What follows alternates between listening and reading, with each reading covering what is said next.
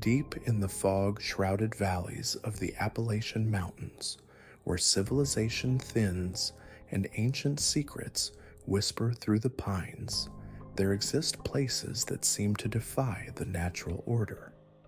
Towns where visitors arrive filled with curiosity, only to find themselves trapped by forces they can't comprehend. These aren't your typical tourist destinations. These are settlements where the very fabric of reality appears stretched thin, where time moves differently, and where those who venture too far into the shadows may never find their way back to the world they knew.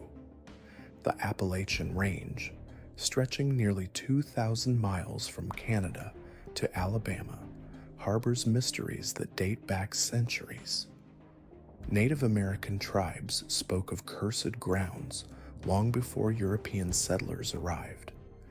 They warned of places where the boundary between worlds grew weak, where spirits lingered, and where the unwary could become lost forever.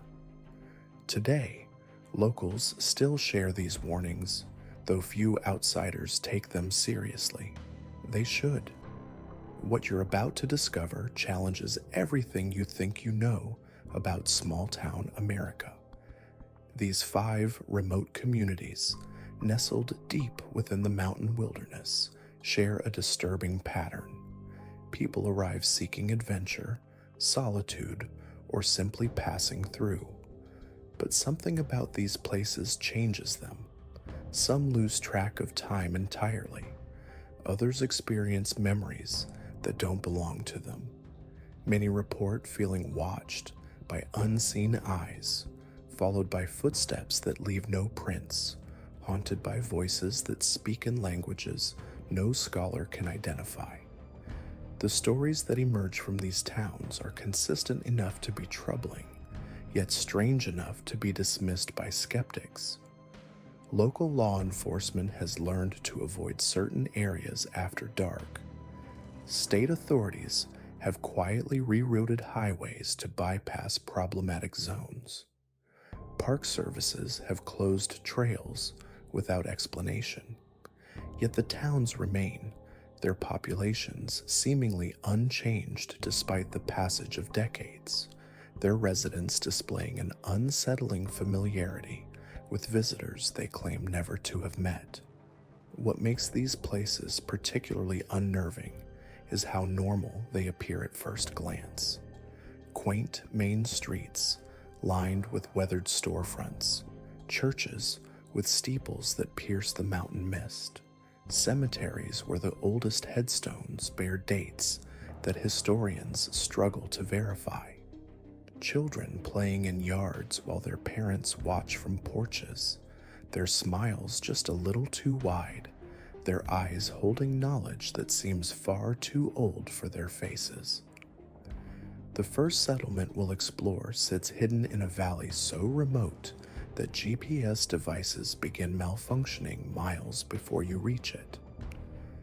Drayden Hollow, Tennessee, population 43, according to the last official census, though that number has remained unchanged for over 60 years. The town exists in a geographic dead zone where radio signals fade to static and cell phone towers show no service, yet residents claim to receive calls from people who've been dead for decades. The main road leading into town is lined with hand-painted signs warning visitors to turn back before sunset, though no one can remember who placed them there or when. Visitors to Drayden Hollow describe an overwhelming sense of displacement, as if they've stepped into a photograph from another era.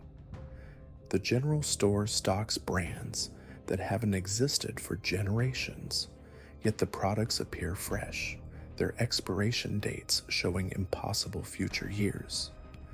The post office displays wanted posters for criminals from the 1800s, their faces bearing striking resemblances to current residents. Most disturbing are the town records, which show the same family names appearing generation after generation. with birth and death dates that create impossible genealogies. The local diner serves meals that patrons describe as tasting like childhood memories they never had. The waitress, who appears to be in her 30s, claims to have worked there for over 50 years and knows the personal histories of customers she's never met. She'll recommend dishes based on preferences that visitors haven't expressed, and her knowledge of their lives extends to details they've never shared with anyone. The cash register displays prices in currency that went out of circulation decades ago, yet it accepts modern payment without question. Behind the diner stands the town's most unsettling feature, a cemetery where the headstones face away from the road, as if the dead are watching something approaching from the forest. The burial dates span 3 centuries, yet the graves appear to have been dug recently. Local children play elaborate games among the headstones, following rules that seem to change based on the positions of shadows. They speak to empty air as if carrying on conversations with invisible companions, laughing at jokes that only they can hear. The town's library contains books that shouldn't exist, including personal diaries written by visitors who have yet to arrive, and historical accounts of events that have never happened. The librarian, a woman whose age this seems to shift depending on the lighting, helps patrons find exactly what they're looking for, even when they don't know what that is. She maintains detailed records of every visitor, including their future visits, annotated with notes about conversations that have yet to occur. Photography becomes impossible in Drayden Hollow. Digital cameras capture images of people who aren't visible to the naked eye, while film develops with scenes from different time periods entirely. Video recordings play back conversations in languages that linguists can't identify, and audio equipment picks up music from instruments that were never present during the recording. The town's residents appear differently in each photograph, their ages shifting, their features rearranging themselves between frames. The most chilling aspect of Drayden Hollow is how it affects visitors' sense of time. People who plan to spend an afternoon exploring the town emerge days later, convinced they've only been there for hours. Their watches show impossible times, their phones display dates that haven't arrived yet, and their memories of the experience become increasingly fragmented. Some report meeting elderly versions of themselves, receiving advice about decisions they haven't made yet, and participating in conversations about events that have yet to unfold. Those who attempt to leave Drayden Hollow often find themselves driving in circles, returning to the town center, no matter which direction they choose. The roads seem to rearrange themselves, creating new paths that lead nowhere and eliminating exits that were clearly marked moments before. The town's residents watch these attempts with patient amusement, as if observing a predictable performance they've witnessed countless times before. The few visitors who do manage to leave carry with them more than just memories. They return home to find their photographs contain images of Drayden Hollow that they never took. Their phones hold contact information for people they never met, and their dreams are filled with the faces of residents whose names they can't remember. Some report receiving mail from the town, letters written in their own handwriting discussing plans they never made and relationships they never formed. What makes Drayden Hollow particularly disturbing is how it seems to adapt to each visitor, creating personalized experiences that feel both foreign and familiar.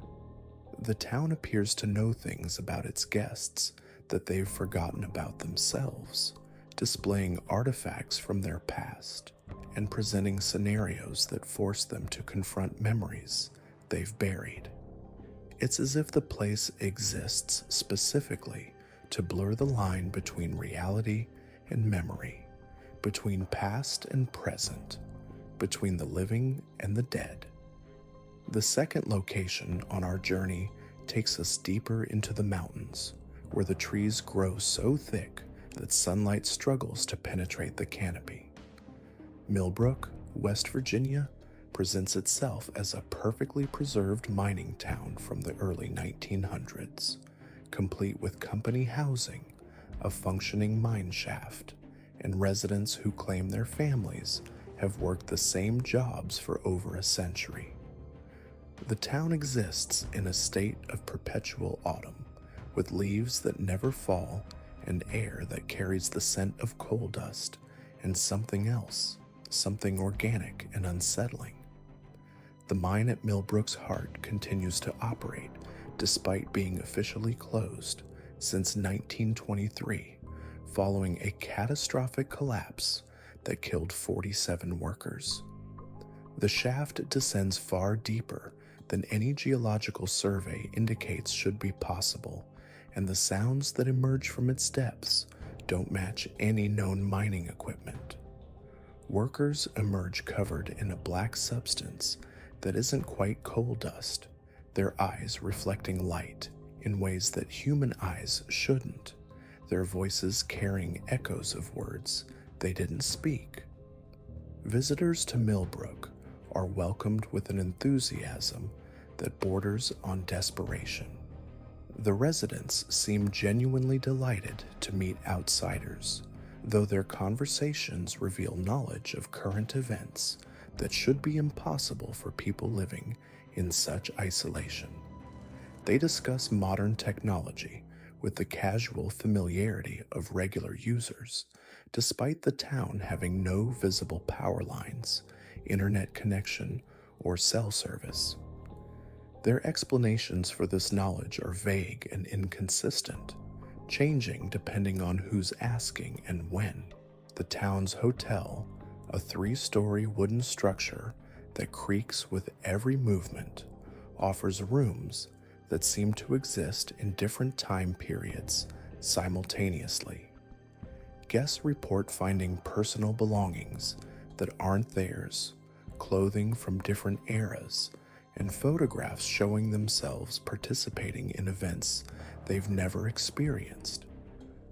The hotel register contains signatures from famous historical figures, written in dates that don't align with their known whereabouts. Some guests discover their own names already recorded for future visits they haven't planned. The mining company store stocks modern goods despite its 1920s appearance, and the prices remain fixed at Depression-era levels. The clerk, who appears to be in his 40s, claims to have worked there since he was a teenager, though basic mathematics would make him well over a century old. He knows the personal preferences of customers he's never met and can recommend products for specific needs that visitors haven't expressed. Now we dive deeper into the third small town that defies explanation, a place where the very concept of time seems to fracture and reshape itself around visitors who dare to venture too far from the beaten path. Beckley's Crossing, West Virginia, sits nestled in a valley so narrow that sunlight only touches the main street for 3 hours each day. The town appears on maps from 1952, yet local records suggest it was established in 1847, then again in 1923, and somehow also in 1891. And when researchers attempted to verify these dates, they discovered something far more unsettling. The town's founding documents exist in multiple versions, each bearing authentic aging and genuine signatures from the same individuals, but describing completely different circumstances for the settlement's creation. What makes Beckley's Crossing particularly dangerous for visitors is its relationship with linear time. Travelers consistently report arriving in the afternoon, yet leaving at dawn, having experienced what felt like a full day, but with no memory of where the night went. Others describe the opposite phenomenon, entering the town at sunset and emerging moments later to find 3 days have passed in the outside world. Cell phone timestamps become unreliable within town limits, sometimes displaying dates from decades in the future or past. The town's architecture defies conventional understanding. Buildings appear to exist in multiple time periods simultaneously. The general store, for instance, displays vintage advertisements from the 1950s, while also featuring modern solar panels that locals insist have been there since the town's founding. The post office operates with equipment from various eras, hand-cranked stamps, electric typewriters, and digital systems that shouldn't exist yet, all functioning seamlessly together. Residents of Beckley's Crossing seem unaware of these temporal anomalies. They reference events from different decades as if they happened yesterday, often within the same conversation. Mrs. Patterson, who runs the local diner, will casually mention serving coffee to soldiers heading to Vietnam while also discussing the Great Depression as a recent hardship. When questioned about these discrepancies, residents become confused and slightly agitated, insisting that time works differently in the mountains.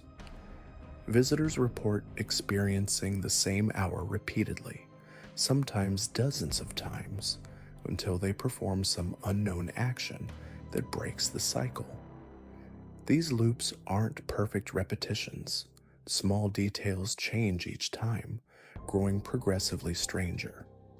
A dog might bark differently, a cloud might move in the opposite direction, or a person might say something completely out of character.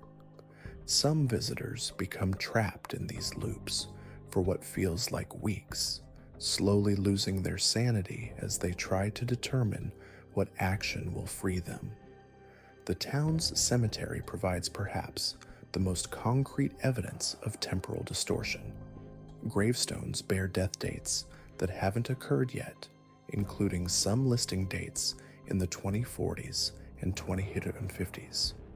More unsettling are the graves with multiple death dates for the same person, suggesting they've died and been buried several times. Groundskeepers maintain these plots meticulously, treating future graves with the same care as those from the past. Visitors sometimes encounter people from different time periods walking the same streets simultaneously. A woman in 1940s clothing might pass a man in modern attire, neither acknowledging the other's existence. These figures from different eras seem to exist in parallel timelines that occasionally intersect within the town's boundaries. The fourth location on our journey takes us to Milbrook, West Virginia, where the laws of physics appear to bend around human consciousness itself. This former mining town, officially abandoned in 1967, maintains a population that fluctuates based on who's counting and when they're doing the counting. Milbrook's most prominent feature is its ability to physically adapt to visitors' expectations and fears. The town literally reshapes itself based on the psychological state of those who enter. Urban explorers expecting to find ruins discover crumbling buildings and overgrown streets.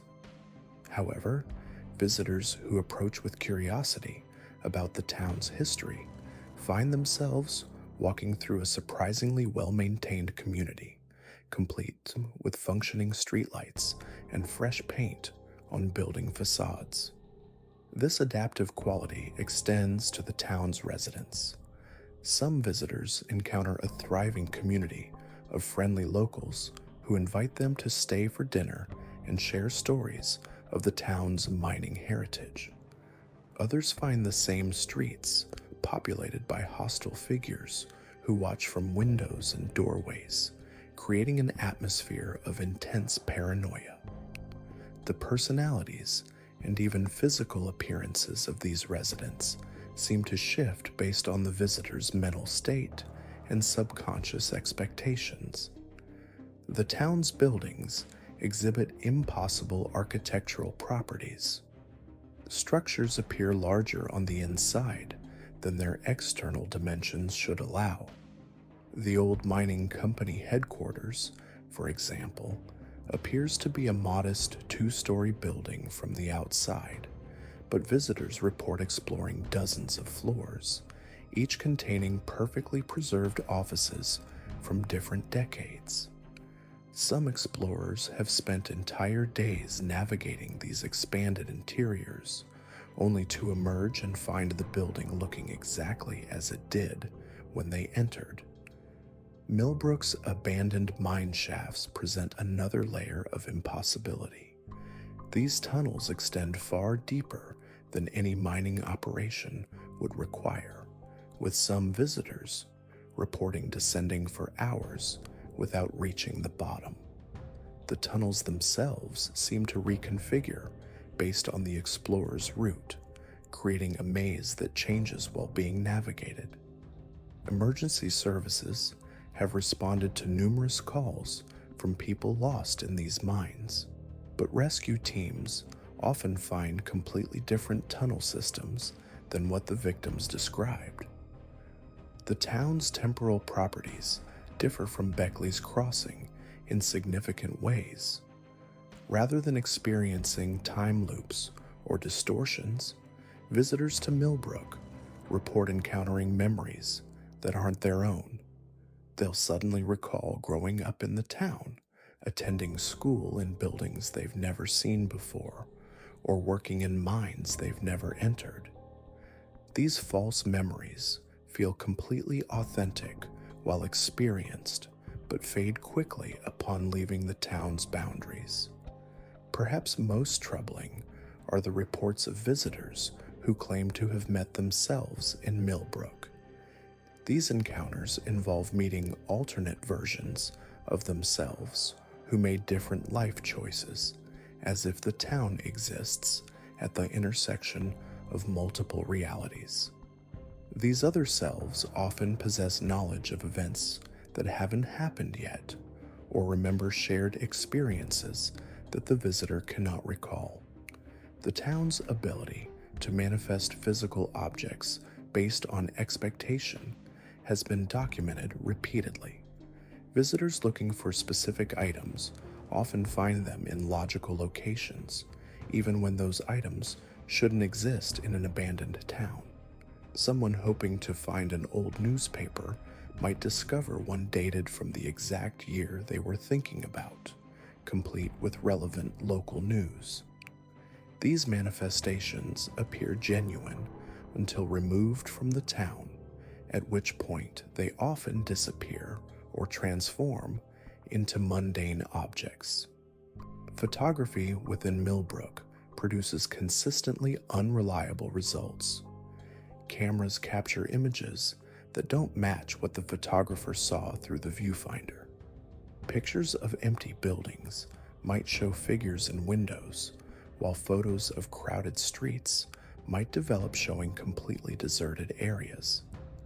Video footage often contains sounds that weren't audible during recording, including conversations in languages that don't exist and mechanical noises from equipment that was never present. The final destination in our exploration of small Appalachian towns that trap visitors takes us to Drayden Hollow, Tennessee, a place so remote that most GPS systems refuse to provide directions beyond the nearest county road.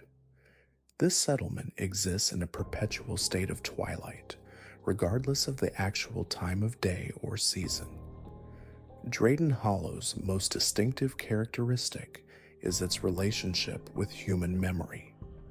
The town appears to feed on recollections, growing stronger and more defined as visitors spend time within its boundaries. Conversely, people who leave the town discover that their memories of the outside world have become increasingly vague and fragmented. The longer someone stays, the more their past life fades, until eventually they can remember nothing but their existence within the hollow. The town's population consists entirely of people who intended to visit briefly, but gradually lost the ability to remember why they wanted to leave. These residents seem content with their situation, though they exhibit signs of severe memory fragmentation. They can recall minute details about daily life in Drayden Hollow, but struggle to remember their own names or where they came from. When asked about their past, they often provide different answers each time, as if their personal histories are constantly being rewritten. Buildings in Drayden Hollow shift and change when not directly observed. Residents seem unaware of these changes, treating new structures as if they've always existed while forgetting about buildings that have disappeared. The town's layout becomes increasingly familiar to visitors over time, even as it continues to evolve. This creates a disturbing sense of false nostalgia, where newcomers feel homesick for a place they've never seen before. The Hollow's effect on technology is particularly insidious. Electronic devices continue to function normally, but the data they contain gradually changes. Photos stored on phones show the device's owner in Drayden Hollow, even if the pictures were taken years before their first visit. Text messages and call logs are replaced with communications that never occurred, creating false histories of local connections and relationships. Perhaps most disturbing is the town's impact on written records. Visitors who keep journals find their entries changing when they're not looking. Personal notes about the outside world are gradually replaced with observations about life in the hollow.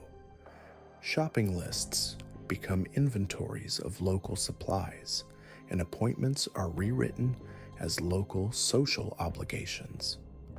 These changes occur in the visitor's own handwriting, making them impossible to dismiss as external tampering. People who have visited Drayden Hollow but manage to report ongoing changes to their recollections. Childhood memories become confused with experiences from the town, and familiar faces from their past begin to resemble residents of the hollow. Some former visitors describe feeling homesick for a place they're certain they've never been, accompanied by an overwhelming urge to return to somewhere they can't quite remember. The town's school operates continuously, with classes attended by both children and adults who have lost their memories of formal education. The curriculum focuses exclusively on local history and customs, with textbooks that appear to write themselves based on the collective memories of the residents. Students learn about events that may or may not have happened, creating a shared mythology that becomes more real through repetition and belief. Drayden Hollow's cemetery contains graves for every person who has ever visited the town, regardless of whether they stayed or left. These graves are marked with dates of death that haven't occurred yet, suggesting that the town considers all visitors to be eventually claimed by its influence. The graves of people who successfully left the hollow often show signs of recent maintenance, as if the town is preparing for their inevitable return. The most chilling aspect of Drayden Hollow is its patience. Unlike other locations that trap visitors through temporal distortions or physical impossibilities, this town simply waits. It allows people to leave, knowing that the memory modifications it has made will eventually draw them back. Former visitors report increasing difficulty maintaining relationships with people who don't share their gradually changing memories, leading to social isolation that makes the town's call even stronger. These 5 locations represent more than simple geographical anomalies. They suggest the existence of places where the fundamental rules governing reality become negotiable, where human consciousness and physical space interact in ways that challenge our understanding of both. The Appalachian Mountains, with their ancient geology and isolated communities, seem to provide ideal conditions for these reality-bending phenomena to flourish. The common thread connecting these towns is their relationship with human desires and vulnerabilities.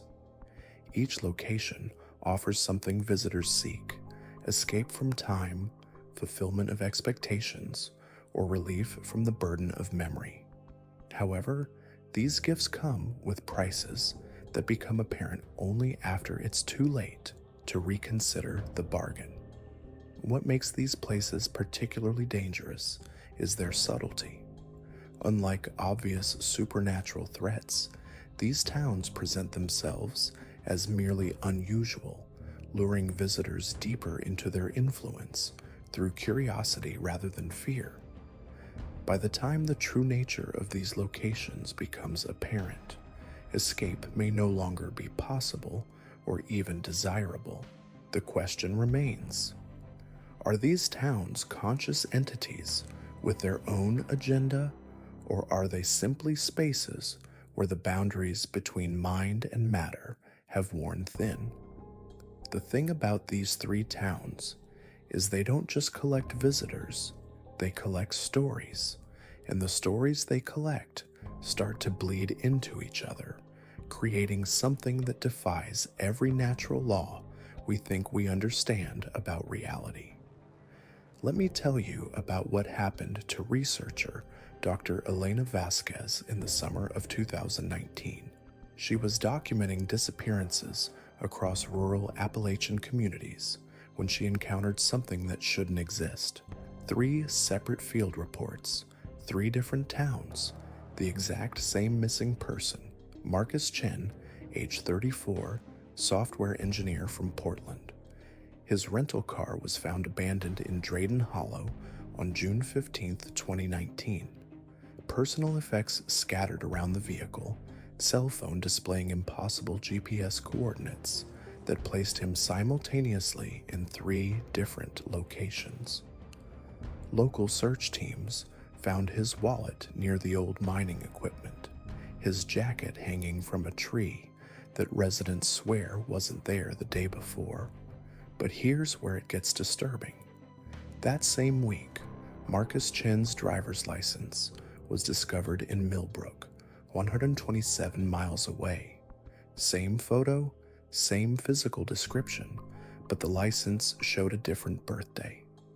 3 days later, his credit cards were used at a general store in Beckley's Crossing, security footage showing a man matching his description perfectly, except this version of Marcus had a slight southern accent and seemed to know the shopkeeper by name. Dr. Vasquez interviewed the store clerk, an elderly woman named Ruth, who'd lived in Beckley's Crossing her entire life.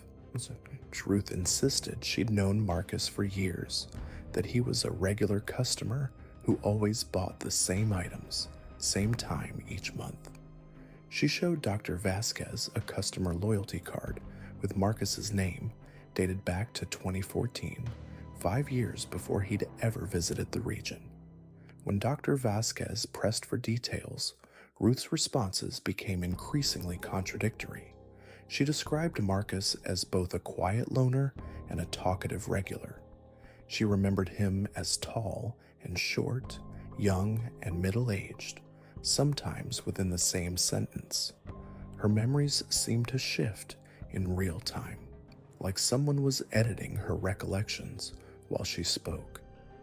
The investigation took a darker turn when Dr. Vasquez accessed Marcus's employment records. His colleagues in Portland confirmed he'd taken a solo camping trip to Appalachia, but they disagreed on basic details. His supervisor remembered approving vacation time for a week-long trip. His cubicle neighbor insisted Marcus had planned a month-long sabbatical. The Human Resources Department had no record of any approved leave whatsoever. More unsettling were the digital traces. Marcus's social media accounts showed posts from all three towns, sometimes simultaneously. Photos of him hiking in Drayden Hollow, while also checking into a bed and breakfast in Milbrook. Status updates describing the peaceful silence of Beckley's crossing posted at the exact moment his phone records showed him making emergency calls from completely different locations. Dr. Vasquez decided to visit all three towns herself, following Marcus's documented route.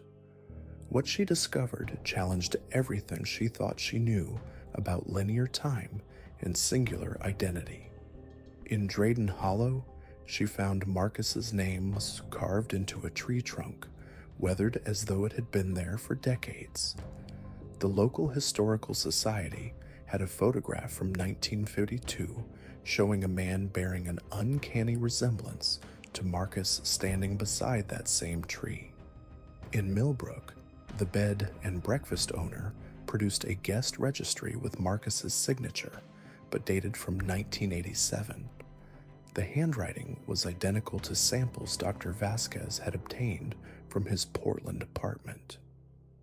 When she questioned the impossibility of this, the owner simply smiled and said that time moves differently in these mountains, always has.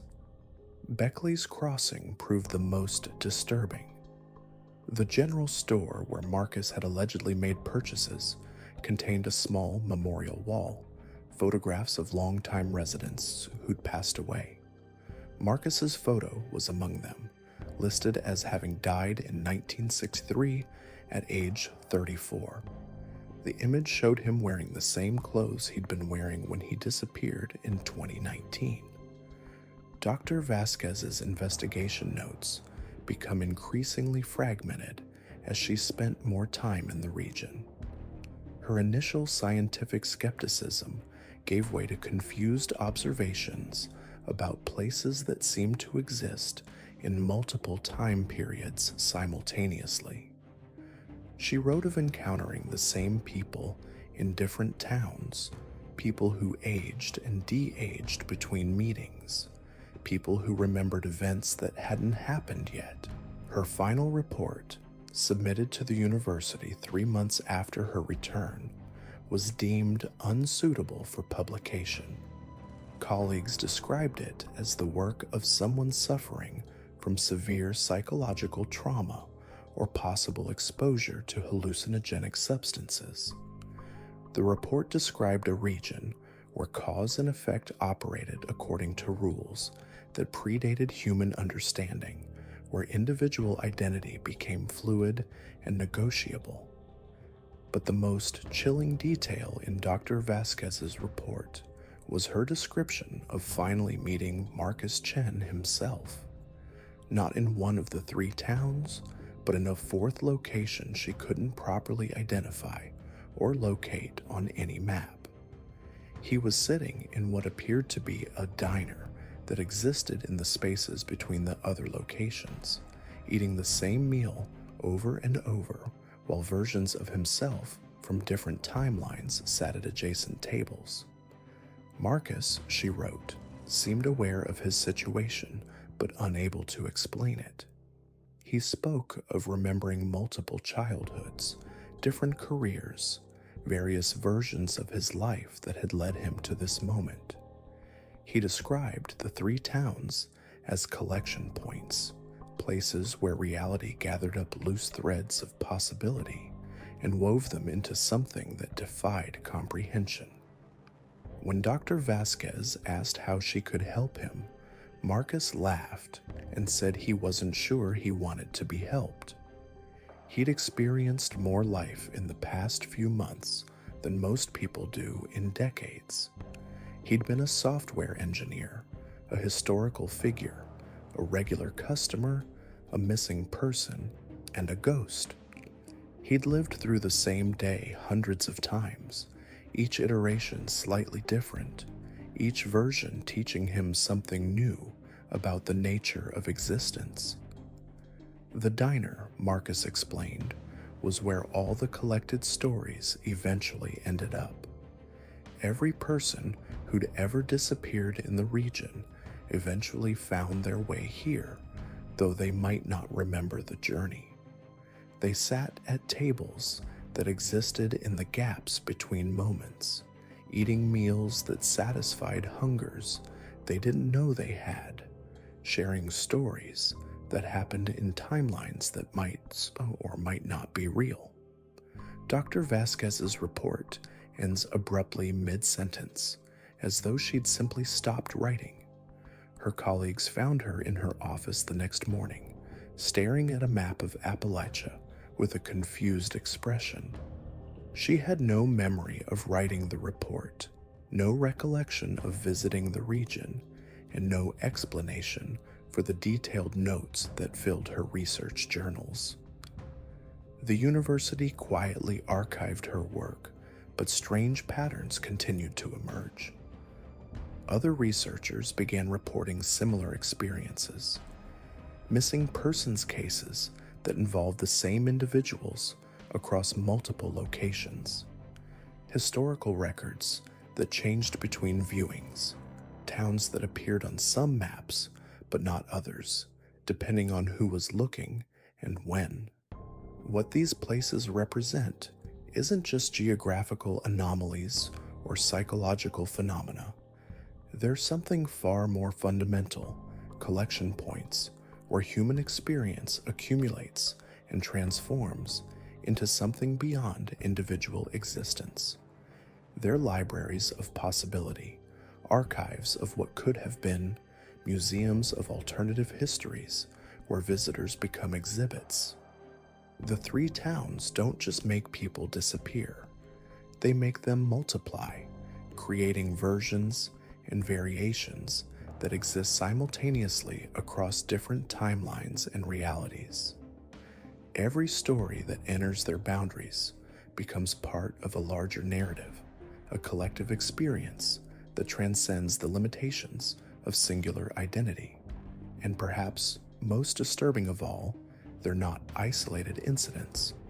Dr. Vasquez's research, fragmented as it was, identified similar phenomena in remote regions across the globe. Places where the fabric of reality had worn thin, where human consciousness pooled and mixed and transformed into something that existed beyond the boundaries of individual experience.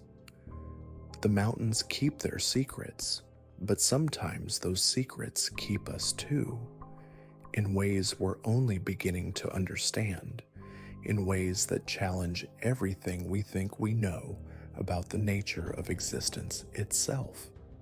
The question isn't whether these places are real. We've uncovered the mechanisms behind 4 mysterious Appalachian towns where reality bends and visitors vanish without explanation. But there's one final location that stands apart from all the others. A place where the very fabric of existence has become so thin that multiple realities bleed through simultaneously. Welcome to Carrion Ridge, Virginia, where the question isn't whether you can leave, but whether you'll still be yourself when you try. Dr. Elena Vasquez's research led her to this final destination in the winter of 2019. Her preliminary findings suggested that while other anomalous towns exhibited singular phenomena, Carrion Ridge represented what she termed a convergence point where all known reality distortions manifest simultaneously. The town exists in a state of perpetual flux, cycling through different versions of itself every few hours. The settlement was established in 1847 by a group of religious separatists seeking isolation from what they viewed as a corrupting world. Led by a charismatic preacher named Ezekiel Carrion, they built their community in a narrow valley surrounded by unusually tall ridges that blocked most sunlight. Historical records indicate the town thrived for nearly 30 years before something fundamental changed. In 1876, a traveling photographer named Marcus Whitmore arrived to document the community for a religious publication. His journal, discovered decades later in a cave system 20 miles away, describes his growing horror as he realized the town existed in multiple states simultaneously. He wrote of seeing the same residents at different ages within the same day, buildings that appeared newly constructed in the morning but ancient by evening, and conversations that seemed to occur across decades. Whitmore's photographs, when finally developed, showed impossible overlapping images. The same frame would contain the town in various stages of construction and decay, residents who appeared to be having conversations with empty air, and shadows that moved independently of their sources. Most disturbing were the images of himself, sometimes appearing multiple times in a single photograph, engaged in activities he couldn't remember performing. Modern visitors to Carrion Ridge report similar experiences. The town appears different depending on when you arrive and from which direction you approach. Sometimes it's a thriving religious community with residents in period clothing going about their daily routines. Other times, it's a collection of ruins overgrown with vegetation that seems decades old. Occasionally, visitors encounter a version of the town that appears to be from the future, with technology and architecture that doesn't yet exist. The most documented case involves a family of 4 who visited in 2017. They approached the town from the north at approximately 2 p.m. and found a bustling community with residents who welcomed them warmly. The family was invited to stay for dinner and spent several hours learning about the community's customs and beliefs. When they left at sunset, traveling south, they discovered their vehicle's GPS showed they had been in the area for 3 days, though they had no memory of the missing time. More unsettling, when they reviewed the photos they had taken, the images showed them interacting with empty buildings and apparently having conversations with no one. Yet they clearly remembered detailed interactions with dozens of residents. Audio recordings captured their voices responding to questions and comments, but the original speakers were absent from the recordings. The family returned the following week, approaching from the same direction at the same time. This time they found only ruins. No residents, no signs of recent habitation, and vegetation that appeared to have been growing undisturbed for decades. Yet when they explored the buildings, they found fresh food in the kitchens and warm ashes in the fireplaces. Dr. Vasquez's investigation revealed that Carrion Ridge operates on what she termed temporal multiplicity. Unlike the other towns, which trap visitors in singular altered realities, Carrion Ridge exists in multiple time streams simultaneously. Visitors don't just experience one version of the town, they experience all possible versions, often without realizing the transitions between them. Her research team deployed advanced monitoring equipment around the town's perimeter, hoping to document the reality shifts. The data they collected defied conventional analysis. Electronic devices recorded temperature fluctuations that corresponded to different seasons occurring simultaneously. Radiation detectors picked up signatures consistent with atomic decay that was both accelerated and reversed. Most puzzling were the gravitational anomalies that suggested the town's mass was constantly changing. The team's final expedition in March 2020 was intended to be a comprehensive 3-day study. They established a base camp 2 miles from the town and maintained constant radio contact with the outside world. For the first day, their reports were routine. They documented the town's shifting appearances and collected samples of vegetation that seemed to age and rejuvenate in real time. On the second day, their radio communications became increasingly disjointed. Team members reported seeing other versions of themselves performing different tasks. Dr. Vasquez described having conversations with alternate versions of her research team about experiments they hadn't yet conducted. The radio logs show her speaking to team members who were simultaneously reporting completely different activities. The final transmission came at 3:47 a.m. on the third day. Dr. Vasquez's voice, sounding exhausted and confused, simply said, "We understand now. Time isn't linear here. We've been here for minutes and years simultaneously. The town doesn't trap people. It shows them all the paths they could have taken, all the lives they could have lived. We're going to stay and document everything." The rescue team that arrived the following day found the base camp intact but empty. All personal belongings remained, including journals with entries dated weeks into the future. The monitoring equipment continued to function, recording data that suggested the research team was still present and active, though no one could be seen or heard. Most disturbing were the final journal entries, written in Dr. Vasquez's handwriting, but describing events that hadn't occurred. She wrote about successful experiments, breakthrough discoveries, and detailed conversations with residents of Carrion Ridge spanning multiple decades. The entries suggested she had lived through numerous versions of her research, each time learning more about the town's true nature.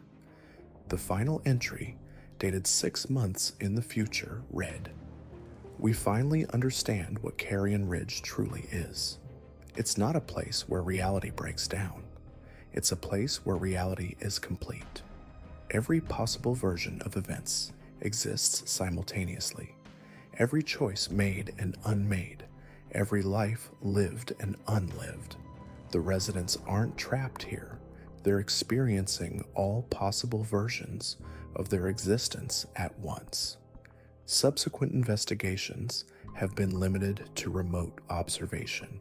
Satellite imagery shows the town cycling through different configurations every few hours.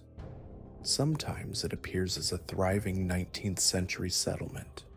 Other times, it shows modern buildings that match no known architectural style. Occasionally, the satellite images are completely blank, showing only empty land where the town should be. The most recent development occurred in 2022 when a hiking group